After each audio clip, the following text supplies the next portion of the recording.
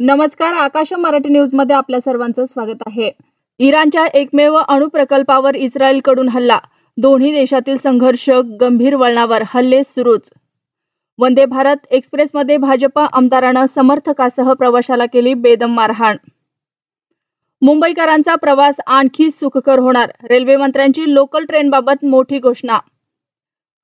उंची पेंग्विनची, चाल बदकाची आणि आवाज कोंबडीचा. डोळे कोणासारखे माहीत नाही.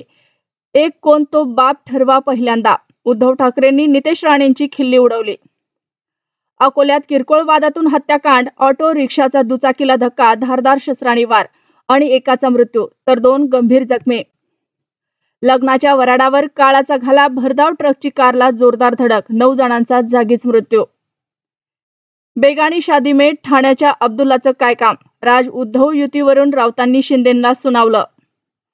संभाजीनगरमध्ये रक्तरंजित थरार. तरुणाकडून तिघांवर कोयत्याने सपासप वार. एकाचा जागीच मृत्यू. भारताचा उल्लेख करत पाकिस्तानी संसदेत गजवाये हिंदचा नारा. खासदारांचे चिथावणीखोर भाषण. वंदे भारत एक्सप्रेसमध्ये भाजपा आमदारानं समर्थकासह प्रवाशाला केली बेदम मारहाण. मी बोल बच्चन भैरविणा. मालकाचे नव म्हणणाऱ्या उद्धव ठाकरेंना फडणवीसांचं एका वाक्यात उत्तर.